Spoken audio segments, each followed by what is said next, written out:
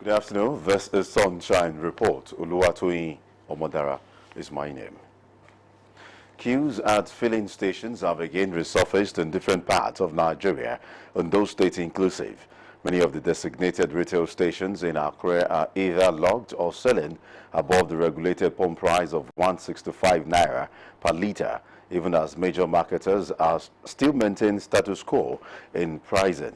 This has resulted to calls by Nigerians on the need to find a lasting solution to fuel scarcity in the country and for governments to bring an end to monopoly of fuel importation by NNPC, deregulation of the sector, among others.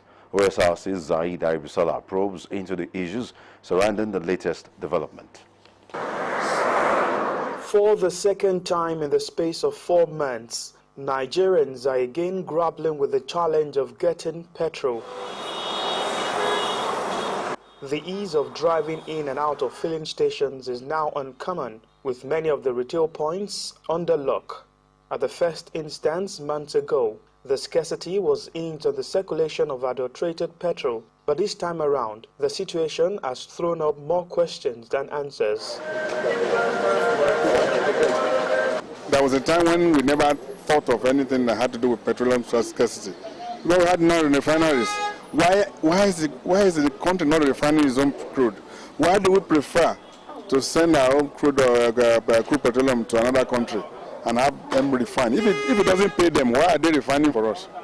So that's the issue. Or maybe we should even send our raw cassava to them to process for us and then send Gary to us. This key we not receive for this time again. The thing they surprise us. Now 200 naira they sell them for Ijoka side. Idare people 200 naira 250. According to some stakeholders, disruption in the supply chain and continuous role of the Nigerian National Petroleum Corporation Limited in importation is the identifiable cause of the current situation. There should be complete deregulation of marketing any oil product. Let people do it as business. NNPC has no business going to import. Government has no business in selling yam, has no business in selling electronics, has no business in selling other products. Why the petrol that they are selling? The Major Oil Marketers Association of Nigeria, MAMON, the Independent Petroleum Marketers Association of Nigeria, IPMAN, Depot and Petroleum Marketers Association of Nigeria, DAPMAN, attribute the continuous surge in international prices of diesel, forest scarcity, rising inflation, among others. The chairman, Petroleum Marketers and Dealers Association in Ondo State, Bayo Olowokere, noted that the current situation has put business owners in difficult situation and a review of pump price was sacrosanct. Since it has become so difficult for us to get normal price, which was 148 naira per litre, and we are getting it for 166, 170, 171 naira from different depots, we can no longer sustain 165 naira per litre to the public henceforth. And that's the reason why the landing cost, as I'm speaking with you, that is 187 naira to 190 naira. And that's why we are saying the range we can sell is between 190 and 200. None of the government depots in the western zone is functioning. Go and ask. Go to Mosimi, it's not working. Go to Satellite in Lagos, it's not working. Go to Ibadan, it's not working. Go to Ilorin, there's no further. Or it has worked for the past 8 years. The Nigerian Midstream and Downstream Petroleum Regulatory Authority has maintained that the pump price for petrol remains at 165 naira per litre. This was just as the Nigerian National Petroleum Corporation assured Nigerians that it has over 2 billion litres of petrol that would last for the next 34 days in the country, saying there was enough stock to meet the nation's demand. However, the current situation indicates that all stakeholders in the sector are not on the same page, hence the need for all to meet minds to prevent further hardship on Nigerians. Zaid Aribisala, Osrc News. The Ondo State Executive Council has approved the selection of Prince Olugbenga Ojo as the Ralepo of Isikon in Accra South local government area. The approval is contained in a statement by the Secretary to Ondo State Government, Oladuni Odu. The approval makes Oba Olugbenga Ojo a legal practitioner, the 39th Iralepo of Isikon. Meanwhile, the people of Isiko have hailed the approval of Prince Olugbenga Ojo as the new monarch of the town, describing it as well deserved. Speaking on behalf of the people, the Olori Omowo of Isiko, Prince Durojai Aruta, commended the State Executive Council for standing with justice. In the meantime, the chairman of Akure North Local Government, Mr. Bankole Ogbesetore, says the council does not recognize the installation of one Mr. Ifedayo Afelumo as Olu of Ilado community. According to Mr. Ogbesetore, the installation of the said Olu, which was performed by the Deji of Akure, is null and void as it is not constitutional. He noted that the Deji of Akure does not have any constitutional right to install any chief in Akure North Local Government. The statement advised Mr. Afelumo to stop parading himself as Olu and appealed to the people of Ilado community to go about their normal duties as government is on top of the situation. The chairman, Southwest Governors Forum, and Ondo State Governor Oluwarotimi Akeredolu has charged the board of Odua Investment Company Limited to strive towards repositioning the company for economic prosperity of the region and its people. Governor Akeredolu at the 40th Annual General Meeting of the company in Lagos State also craved support of the company in accelerating development in the region through investment in agriculture. He also charged the company to collaborate with the development agenda for Western Nigeria, Dawn Commission, towards promoting efficient service delivery. Government House correspondent Wahab Bankole was there for Osrc and now reports. Governor Oluwarotimi Akeredolu was among dignitaries at the 40th Annual General Meeting of the Odua Investment Company Limited held in Lagos. Chief Executive Officer of Ondo State, Excellency Araku Oluwarotimi Akeredolu, Excellency.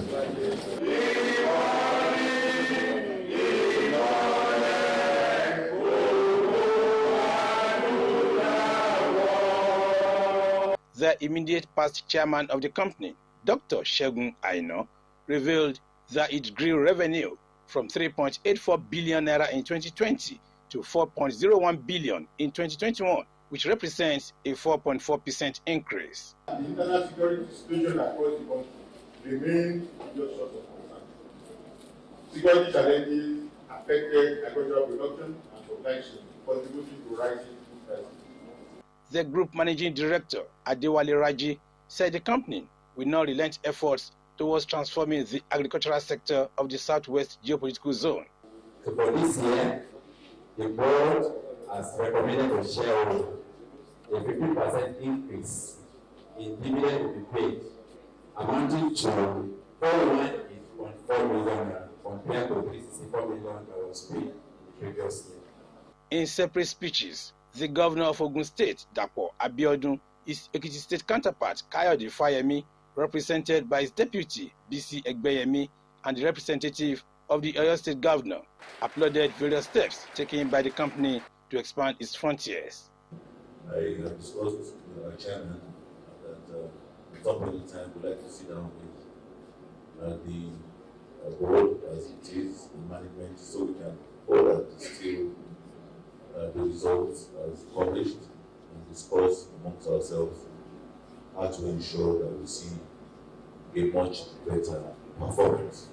Governor Akeredolu, who is the chairman of the Southwest Governors Forum, commended the leadership of the company for striving to change the narratives of the region. If properly we were outdone in Odua and Dawn headquarters moves to Cocoa House, it would be a great idea for all of us because that commission has great things to do. When we had our security summit in Ibadan, and it's almost taken there that, okay, we need to have a person as their security network. We are governors, we sat down, we agreed, this is what we want to do. We will not be calling ourselves every day. Come on, prepare paper, please. We handed it over to Dawn. So Don did all the paperwork and co. Came back to us, we looked at it before we now came up with Western Nigeria Security Network. So they are doing a lot of work for us. Mr. Bimbo Ashiru from Ogun State was unveiled as the company's new chairman following the expiration of the tenure of Dr. Segun Aino. From Ikeja in Lagos State, Wahab Bankole, Osrc News. While Governor Oluwarotimi Akeredolu says that his administration is committed to good governance and will not stop seeking to massively impact lives positively. The governor made this known while handing over the Agadagba Obon General Hospital project to a new contractor after years of abandonment. Kunle Ario reports that the project is estimated at over 300 million naira. The report. The Agadagba Obon General Hospital project had been abandoned for over 12 years, making it difficult for people of the area to access qualitative health care. This perhaps explains why Governor Oluwarotimi Akeredolu SAN, through Sopadec, handed over the project to a new contractor for completion. Contractor on site. At the official handing over, Chairman of Sopadec, Mr. Sam Erejowa, hailed Governor Akeredolu for his prompt response to the plight of the people of the area. Erejowa charged residents to cooperate with the contractor handling the project and ensure adequate maintenance of the facility when completed. The end of the connection, sir, we are handing over this project to you for ownership. All the contractors want is protection. When they are able, they will employ the locals, our people. This is your project. You should own it. Guide it jealously. The Agadagba of Arojoijo, Oba Zacchaeus Egbono, and the chairman of the local government, Folawesi Pasi Aluko, described it as a welcome development for the area. General Hospital, it is meant for us. It is our own property. It is our own legacy for the generation present and generation unborn. Therefore, we owe ourselves and the incoming generation the duty of care, of protection, and custody of these projects. It's going to give us a lot of relief. It's going to give us a lot of happiness for our women, our youth, even our aged persons. They are going to be taken care medically in a good condition. Contractor handling the project, Mr. Henacho Innocent, promised to deliver the project in record time. So we want to pray and wish that all that we have been enjoying will continue. Yes, we have some constraints, but we have vowed to overcome them. Number one, rain. The rains are not allowing us, but we have made up our mind to work under the rain to make sure we achieve our goal. The project is expected to be completed in 14 months. Kunle Ario, Osrc News. Widows in Nigeria are often faced with traumatic experiences in their communities as a result of the death of their husbands. The loss of their husbands often leaves on them social stigma that subjects them to a series of unpalatable psychological experiences. Omoriola Language spoke with some widows on how they cope without their husbands as the global community marks World Widows Day. Communication. No, if there is nothing at home, you can still say, sweetheart, I have 5 naira. This thing cannot buy anything. It will go round and look for something and say, let's join it together. Daddy is not there. If I want to go out, Daddy is not there to take me out because children are far away. So I'm missing him very much. These are so many challenges confronting widows on a daily basis, hence the need for extra care from their fellow humans. It has been a bit difficult. You know, looking at the situation of the country, it is not easy at all. Things are very costly. the little money that one is getting, you only spend on food. Many who could not speak on camera recounted different confrontations from their husbands' relatives, thereby compounding issues for them. These include obnoxious cultural practices, injustices against their status, long mourning period, and disinheritance. Every 23rd of June, Nigeria joins its counterparts across the globe to celebrate widows, an opportunity to tackle head-on difficulties limiting their potentials. United Nations estimated the number of widows at 258 million, out of which many are not being taken care of and denied basic needs. The issue of widowhood in Nigeria. Margaret Adedeji of Better Living Foundation and Capacity Development described the treatment of widows in Africa as pathetic, calling for a sustainable system that will address their financial situation. Any sustainable solution will have to be a system put in place, and any system that will survive criticism and traditional mindset will have to be embedded in the Constitution. So I'm of the view that for us to secure sustainable solution to widows' financial independence, we will need to recognize widows' rights as a constitutional item. So that when it happens, a widow may go to the courts and then we'll be sure that she will not return in vain. Meanwhile, Ondo State Commissioner for Women Affairs and Social Development, Adebumi Oshadahun, confirmed that the state government empowers, train and retrain widows alongside other supportive programs to ameliorate their sufferings. Once we are able to get the information from how are you faring, how have you been taking care of the children. So if there's any information getting to us that, okay, my husband left the house because the family didn't want me, they didn't want to see my face, they asked me to leave. Some cases like that, the ministry normally take up that case and make sure that such assets are returned, that no woman, no widow is just sent out just like that. She called on well-meaning citizens to join hands with government, non-governmental organizations and other agencies to see to the lessening of widows' burden. Omoniola Humbiji, Osrc News. This month, environmental sanitation will hold in Ondo State tomorrow. The General Manager of Ondo State Waste Management Authority, Mrs. Ayo Adeyemo, in a statement said the exercise will hold between the hours of 7 and 10 in the morning. According to Mrs. Adeyemo, human and vehicular movement will be restricted during the exercise. She urged residents to use the period to clean their surroundings and adhere to the government sanitation laws. Now to sport, Ondo State top junior tennis players maintain their impressive runs at the ongoing MTN Junior Tennis Championship in Lagos.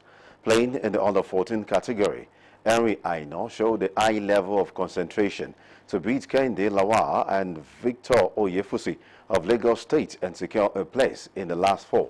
Team Ondo female player Sarah Adesa also qualified for the final following straight-set victories over Ibok SN of Akwa Ibom in our latest game. In the under-12 category, David Jonathan beat Chika Chukwud and Abib Aweda, also from Lagos, in straight set for a place in the semi-final. The tournament, which is being run by the International Tennis Academy, is scheduled to end at the Lagos Tennis Club, Oniko, Lagos, on Saturday. And that's it on Sunshine Report. Thanks for watching. Good afternoon.